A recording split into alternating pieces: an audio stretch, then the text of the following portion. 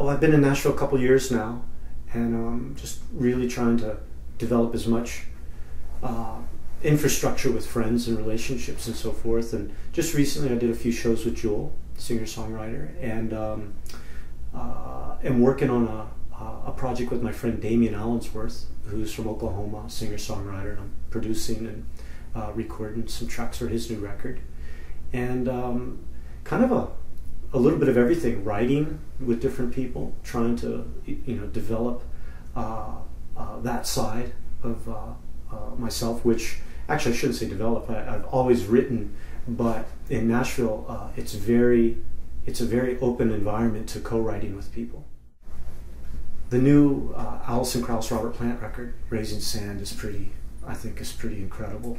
I mean, I'm a huge fan of T-Bone Burnett, who produced the record, and a huge fan of Alison Krauss as well. And I never, ever would have thought about them doing some sort of duet, but I think it's pretty incredible. The honesty of the production, I mean, typical of T-Bone stuff. Great room sounds. You get the feeling that the band is playing together live in the room, and you seem to, get that kind of bygone era where people sound as though they're communicating as they're playing music. A lot of times now, with the advent of home studios, people are overdubbing and so forth, and just layering different sounds on top of each other. But the cool thing about that record is it sounds like everybody's just kind of playing together, and the vibe of that is captured through that. Well, on a couple more records though, if I could, pretty much anything Buddy Miller puts out, I'm a huge fan of. He hasn't put out a record for about a year now, a year and a half, I believe.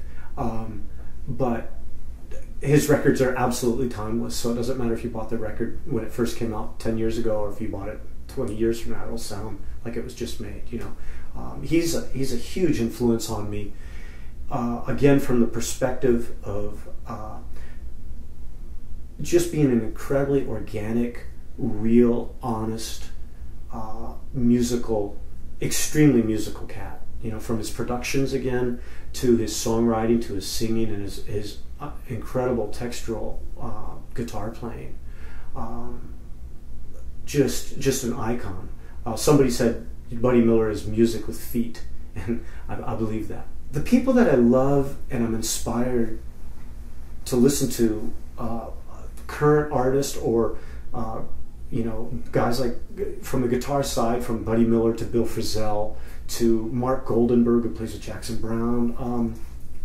I don't know how to play one Buddy Miller song. I don't know how to play one Mark Goldenberg lick. And I just listen to these artists purely on an osmosis level. I put their music on, and it's the type of stuff that just distills and resonates within me. And I feel as though, it's like me going to a church or something. I feel like I'm being surrounded amongst the type of people that I've always felt comfortable being around, And from that perspective, what I absorb, I think, the most from all of these guys is trying to capture as much identity and uniqueness and embracing that within myself of what I have to offer. There's a lot of people who try to emulate other artists and so forth, and all the guys I just mentioned, they've actually seemed to have taken a different road, a different path. And I don't think it was a chosen road or path. I think it's just that they're such unique and eclectic players, and you hear two notes from them, and you know that's them, that's their voice. And that's what I'm really, playing 30 years now. Every day I just try to pick up the guitar and try to capture something unique and from within myself. It's just overhearing a conversation in a grocery store line. You hear a unique line, or somebody says something, just a few words strung together might create a certain sense of imagery, and I'm a very visual player. And what I mean by that is, when I do write, I do try to almost have a cinematic experience going on in my brain that I'm trying to convey musically. Since I'm not a singer, not a very good singer, it's still important for me to be as emotional and at this point as visceral as I can in everything I play, and try not to waste any notes or any emotions, and just for the sense or just for the sake of gratuity or whatever, you know. Different instruments, again, I mean, I'll play with different tunings. Sometimes I'll just restring a guitar, and I've done this before where I'll just come up with an open tuning. I don't even know what the tuning is. I'll just keep strumming the strings till they start to make sense and there's some sort of pleasant sound, and then I'll just start messing with it.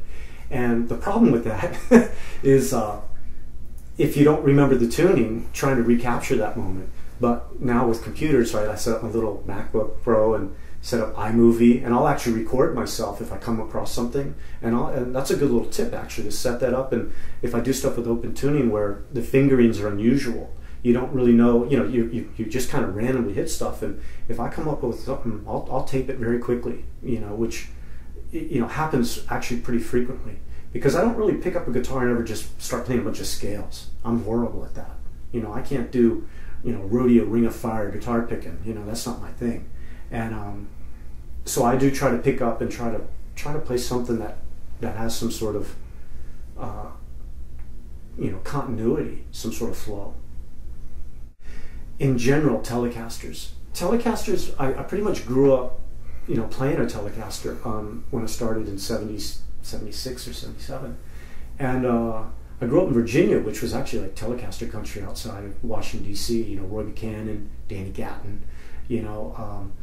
Tremendous players out of that area, and it didn't influence me at that time. But I've had a Tele early on, and I just think they're an interesting guitar. I think if you have something to offer a Tele, it really gives you something back. You know, if you approach, you know, I kind of approach it like, you know, if you come up to a Tele kind of timidly. Like it's like an angry junkyard dog. It'll just like rip your arms off and like laugh at you, you know. But if you come up and you know, you really grab a Tele and you really, you know, put some gristle into it and stuff, you know, then it's really it'll kind of roll over and let you rub its belly a little bit, you know. And I just think they're incredibly versatile guitars and simple, you know, volume, tone, you know, a couple little switch settings, and you got to give it something to work with.